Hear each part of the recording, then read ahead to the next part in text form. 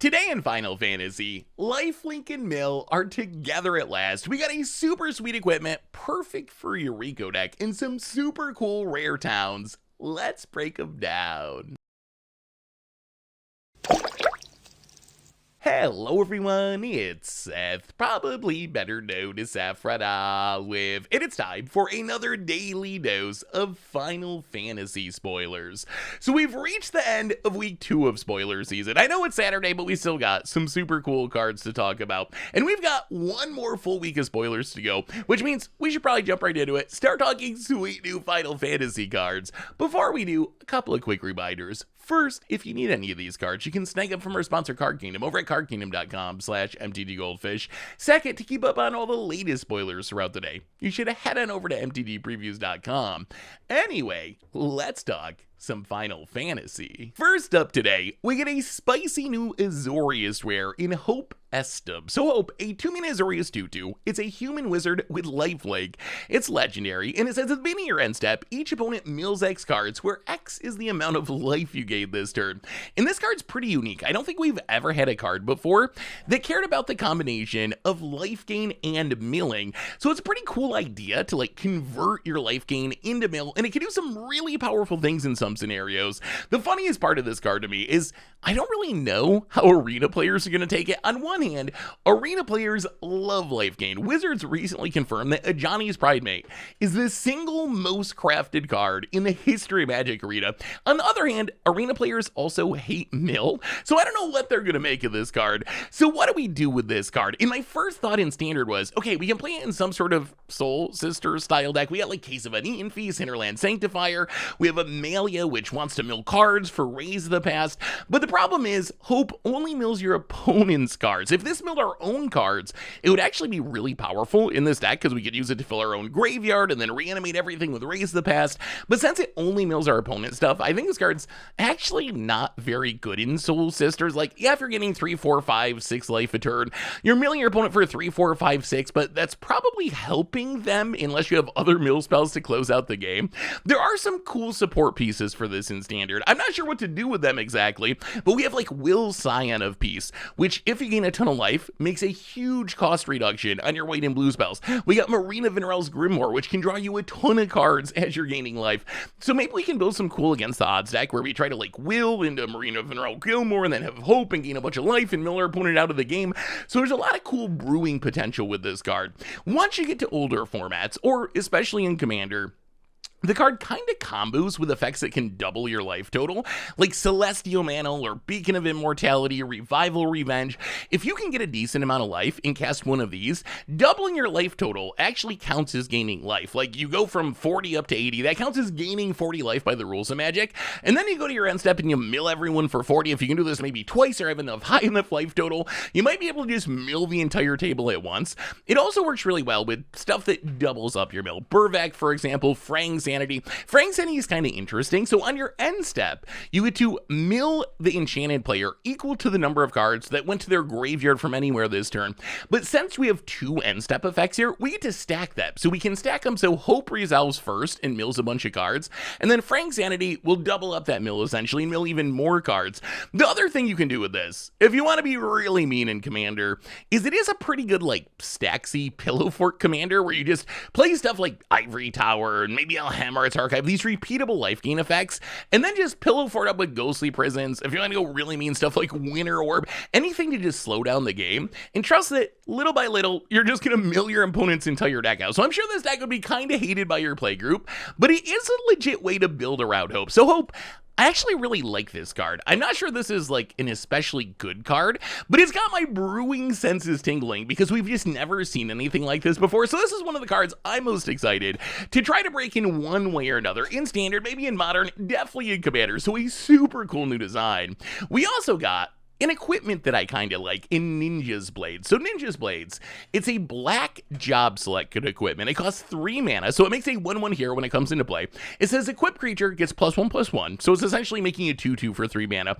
It's a ninja in addition to its other types, and it has whenever this creature deals combat damage to a player, draw a card then discard a card, and that player loses life equal to the discarded card's mana value, and you can equip it for 2. So Ninja Blades, this is a pretty powerful effect. We don't have anything that directly really compares to it. The closest is maybe Blast of Genius, where you draw 3 and then discard a card and deal damage to something equal to that card's mana value. But Ninja Blades, if you can get in hits with this, it's actually very powerful, right? If you build your deck with big things in it, you smack your opponent, discard a 10-drop, your opponent takes 10, like it can deal a ton of damage super quickly. The challenge I see for this card is it seems almost impossible to get in with the hero itself. Like, it's just a vanilla 2/2, your opponent can block it, your opponent can kill it. So I see this, even though it's a job select equipment, is more of a traditional equipment, where to get value out of this, you're probably going to need to equip it to something else. The good news is, it only costs 2 mana to equip it, so it's not prohibitively expensive. But what I'm imagining is you play a Flyer, a Spyglass Iron, a Nurturing Pixie, a Deep Cavern Bat, then you play Ninja's Blades, you put the Ninja Blade on the Flyer, you hit your opponent, and then just try to discard something expensive. You can do this fairly and discard like a Galta or a Darksteel Colossus and get 12 or 11 damage, or you can do this with split cards. That's probably the easiest trick for this, is if you discard something like Unholy Annex Ritual Chamber, technically, you count both sides of the card combined in its mana value, so its mana value is 8, even though you can play Unholy Annex for just 3 mana, or Funeral Room Awakening Hall. Its mana value technically 11, but you can play Funeral Room for just 3 mana, so those are some of the tricks for this card.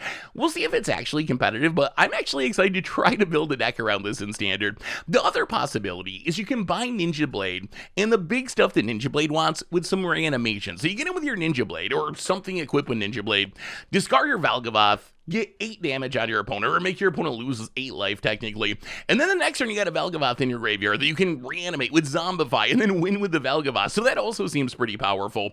The dream in older formats is obviously to hit with Ninja Blades, discard Emrakul the World to do, and then madness it into play for just 6 mana, so you get 12 life loss on your opponent, and then also you get to get an Emrakul for just 6 mana, which is absolutely wild. As far as Commander is concerned, I don't think this card's like a staple really, but it does work pretty well in some specific decks. So my first thought was, it works well in Yuriko. Yuriko kind of already does something similar, where when a ninja hits, you reveal the top card of your library and get to make each player lose life equal to its mana cost, or each opponent lose life equal to its mana cost. So if you have a Ninja Blades on Yuriko, you can kind of double this up and get even more Yuriko triggers, and plus Yuriko's already built around having these big things because of Yuriko's ability, so it's kind of a natural fit there. Plus, I mean, it's Ninja Blades and Yuriko's a ninja deck.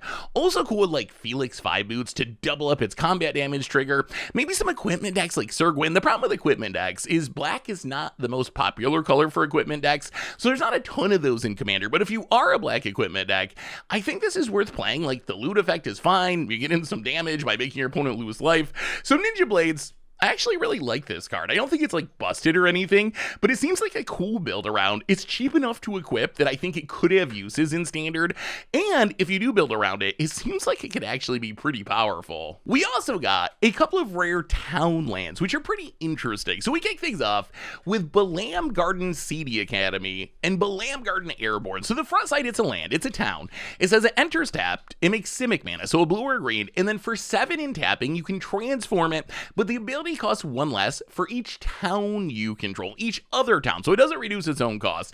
But if you have multiple towns on the battlefield, this can be pretty cheap to flip. And then the backside, a pretty powerful vehicle, a 5/4 flying legendary vehicle that when it attacks, you draw a card and you crew for 1. So Balamb, it's kind of like a weird creature land. My first thought was, okay, it's kind of like a Soulstone Sanctuary, a creature land that turns into a creature permanently, but there is a twist here where it's not exactly a creature land because you're getting a vehicle, which means if you want to actually attack and block with Balamb, you actually need to have another creature on the battlefield to kill, crew it, although there can be upsides to this, right? One of the upsides is, if you're playing a control style deck, Balamb's not going to be a creature when you're casting your Sunfalls or your Wrath of Gods or your Day of Judgments, whatever sweepers you have. So I think this card could actually be pretty good. So far, we haven't really seen payoffs to make a full-on town deck worth it in Constructed. It seems to me, at this point, and maybe this changes during our last week of spoilers, but right now, it seems like the play a bunch of towns theme is kind of a limited theme, because if you look at the payoffs, it's kind of like Puff Puff UFO, Quirion Merchant, Town Greeter. These are cards that just don't really seem Constructed playable to me. So I'm not sure we're going to have a full-on town deck in Standard unless we get a bunch more support this week, although it is worth mentioning that there might be a ramp deck that could take advantage of this. We do have Reach the Horizons, which can ramp 2 towns for 4 mana, which is pretty efficient. If you can use this, you can get the Balamb, maybe get some of the Adventurelands, which are town or adventures in. Those are going to help reduce the cost on the Balamb, and then you flip around in the vehicle, try to use that vehicle to win the game. So that could be a possibility that maybe there's some, like, not true town deck, but a deck that plays towns in their mana base specifically to reduce the cost on Balamb. The other possibility, as I mentioned, is it seems fine in just like a ramp deck. You're playing some sort of Overlord deck. Maybe you play a copy or 2 of this. It's like a creature land. The backside is pretty powerful. And as I mentioned before, there is an upside to being a vehicle, which is you get around the sweepers that you're casting. So I do think the reward is a pretty nice payoff. So Balamb, I don't think this card's busted or anything, but it seems like a fine value-y creature land that gets even better if you're playing a bunch of towns in your deck. Speaking of towns, we also got Clive's Hideaway. So this is a colorless town. It enters untapped, it makes colorless mana, and it has Hideaway 4. So when it enters, you'll get the top 4 cards of your library, exile 1 face down, the rest go on the bottom of your library, and then you can pay 2 and tap it and play the exiled card without paying its mana cost if there are 4 or more legendary creatures that you control. So we've seen Hideaway lands in the past, and they all have seen some amount of play. The twist here is past Hideaway lands have made colored mana, but they entered tapped. Clive's Hideaway makes generic mana, colorless mana, but it enters untapped. So I think that's kind of a wash. So the question is the ability easy enough to trigger? If you look at past Hideaway lands, the best are probably like Windbrisk Heights, you need to attack with any 3 creatures. Mosswart Bridge, you need a 10 total power. Shelldock Isle is good in like some limited formats, in mill decks in specific, but hard to play otherwise. So Clive's Hideaway, to actually get the free card from this, we need 4 creatures on the battlefield, at least, and they all have to be legendary. That seems like a relatively big ask. On the other hand, we've seen that Hideaway can be a constructed playable mechanic. We have Collector's Cage decks that we see play in Standard, putting big Overlords and such into play. We've even seen Collector's Cage decks in Modern, putting Emrakul into play, and Clive's Hideaway offers that same upside, and the fact that it comes into play untapped is a super big deal. So one of the nice things about this card is it's being printed in Final Fantasy, and the biggest theme of Final Fantasy is everything's a legend. Like, if you look at the creatures in this set, there's, I don't know, 170 legendary creatures or something absurd. It's, I think, breaking the record for most legends in a set. And this means we're getting a bunch more legendary creatures. So many, like, 1 and 2 mana legends just from this set itself. So maybe we have some sort of weird, like, mono-white Hideaway land where you can play Collector's Cage, you can play Clive's Hideaway, and then you just play, like, Zax Fair, Ambrosia, Edelbert Steiner, Stiltskin, and trust that you can just flood the board with legends, and then Clive's Hideaway, play something massive, use it to win the game. So that's one possibility. If you want to go full on jank mold in older formats, there are ways you can get a turn 3 Emrakul out of this. I think the easiest way is going to be Leyline of Singularity, which makes all non-land permanents legendary, and then you just try to play a bunch of 0 mana creatures, Ornithopters and Memnites and so forth, play Clive's Hideaway, hide away the Emrakul, get 4 random creatures on the battlefield, they're all going to be legendary, use it to put the Emrakul into play and win the game. So that seems funny. I don't think it's like super realistic, definitely an against the odds plan for Modern, but it would be funny if we pulled it off. As far as Commander is concerned, on one hand, Legendary Matters is a pretty legit theme that keeps getting more support. So if you're playing like Joda the Unifier, Sisay, Azeka, you're naturally going to have enough legends to turn this on. My question for Clive's Hideaway in this context is, can you afford the colorless land in your 5-color deck? That's where it gets a little bit challenging. So it might be even better in some Legendary Matters decks that are less colors, like Dahada or Radadravik or Zhru and Hazaret. But if your deck is built around legendary creatures in Commander, I think this is at least in the conversation, and in some decks, it's probably a straight-up staple. The other place in Commander this card's going to be great is in colorless decks. So colorless decks are the exact opposite of legendary decks. In legendary decks, the upside is you're easily going to be able to get 4 legends and activate Clive's Hideaway. The downside is a colorless land's kind of annoying and actually has a somewhat high cost. In colorless decks, it's the opposite. I don't know how you're going to consistently get 4 legends on the battlefield early in the game in your colorless deck. That's the hard part. But the cost of playing a colorless land is actually 0 because you need to fill out your mana base. You're replacing a waste with this. So I think in any sort of Eldrazi deck or colorless deck, I think I play this every time, knowing that I won't be able to activate it early in the game very often, but my deck is full of these big colorless bombs. If I can use this to put an Eldrazi into play, even if it's turn 6, 7, 8, 9, it's still an Eldrazi. It's still going to be kind of busted. So I think it's a great colorless land as well. So Clive's Hideaway, it'll be interesting to see if it can make its way in Standard or Modern. We've seen Hideaway lands be powerful build-arounds in the past, although needing 4 legendary creatures to actually get the Hideaway card is a kind of high cost. On the other hand, it comes into play untapped, worst case. Seems good in Legendary Matters Commander and in colorless Commander decks. We also got a couple more Final Fantasy Through the Ages cards. The art's pretty cool, nothing to see here value-wise. A Godo and a Stroke of Midnight, which Stroke of Midnight doesn't really see any play. Godo, at least, a cool commander combo piece. As far as lower rarity cards, we got a few to talk about today, starting with Overkill. So Overkill, 3 mana instant, says target creature gets -0, -9999 until end of turn. So this card is basically just the funniest murder ever. Like, essentially, it's 3 mana, you kill a creature, but it's 4 mana in a way that's kind of funny with the -9999, and this can be an upside in certain scenarios, which is specifically against indestructible creatures.